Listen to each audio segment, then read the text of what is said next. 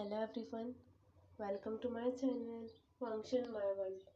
चलो love story of vampire and werewolf के part 4 के सेकंड पार्ट को स्टार्ट करते हैं। व्यूशियान वांगजी से कहता है कि तुम मेरी बात को बड़े ध्यान से सुनना और जल्दबाजी में और गुस्से में कोई कदम नहीं उठाना और मेरी पूरी बात सुनना। विंग फिर अपनी बात को शुरू कर देता है। मैं ही व्यूशियान हूँ, वैम्पायर वर्ल्ड का क्राउन प्रिंस।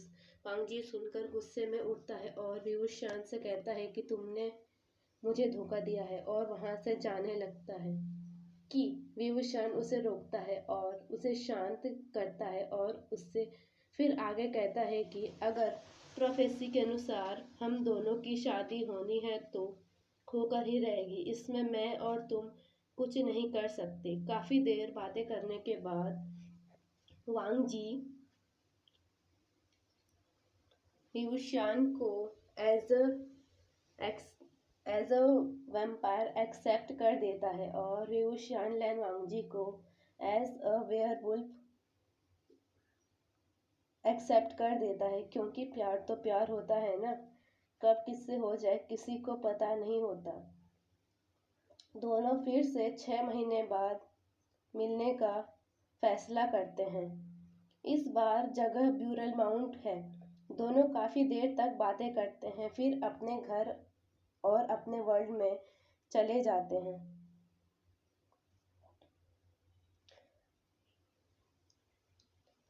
उधर वेयरवुल्फ वर्ल्ड में लैन चिरेन प्रोफेसी को पूरा न होने के लिए एक तरीका निकाल लेता है। वो वैन से मदद लेता है। वैन्स इविल डीमन थे जो बहुत पावरफुल थे। इनके पास कई तरह की काली विद्याएं और जादू टोना हुआ करते थे। वांगजी अपने वर्ल्ड में वापस आ जाता है और अपने अंकल से मिलने जाता है। क्यूरेन के रूम में सिचेन भी था, जो किंगडम के रिलेटेड वर्क कर रहे थे। वांगजी रूम के अंदर आता है और दोनों को वो करता है और अपनी बात शुरू कर देता है। मुझे ह्यूमन वर्ल्ड में एक लड़के से प्यार हो गया है अंकल, मैं उसी से ही शादी करना चाहता हूँ। अंकल चिरेन और शिचेन मान भी जाते हैं, क्योंकि दोनों यही तो चाहते थे कि वांगजी की शादी उस वैम्पायर व्यूशियान से ना हो। तब चिरेन कहता है कि वांगजी प्रोफेसी का क्या होगा? प्रोफेसी के अकॉर्डिंग तो तुमको व्यूशियान से ही शादी करनी है ना।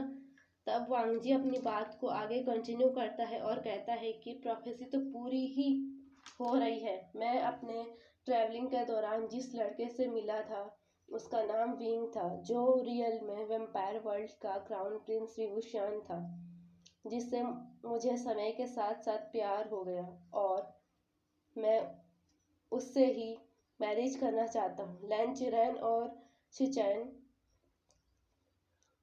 लैनजान की शादी व्यूशियान से करने के लिए मना कर देते हैं और वांगजी को रूम से बाहर जाने को कर देते हैं। वांगजी दोनों को बहुत समझाता है और मनाता भी है, पर दोनों नहीं मान रहे थे, तो वांगजी भी रूम से बाहर चला जाता है। उधर वैम्पायर वर्ल्ड में व्यूशियान अपने किंगडम में वापिस आ जाता है। अब समय बीतने लगता है। वी चांग से की हेल्थ सही नहीं रहने लगी थी। वो बहुत बीमार सा रहने लगा था और 1 महीने बाद वे चांग से की मौत हो जाती है। पूरा वे सेक्ट शोक में डूब जाता है, क्योंकि उनके किंग की डेथ हो गई थी। विंग को इस शौक से बाहर आने में 3 से 4 हफ्ते लगते हैं और वैम्पायर वर्ल्ड का किंग व्यूशियान को बनाया जाता है। उसका मंत्री वैन निंग बना और सेनापति शुयांग बना। समय ऐसे ही बीतने लगा और अब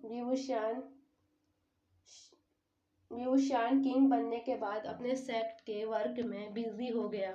उधर वेयरवुल्फ वर्ल्ड में लैनजान लैन चिरेन और शिचेन को पिछले 2 महीनों से मना रहा था। फाइनली अब शिचेन और चिरेन व्यूशियान और लैनजान की मैरिज करवाने के लिए मान जाते हैं।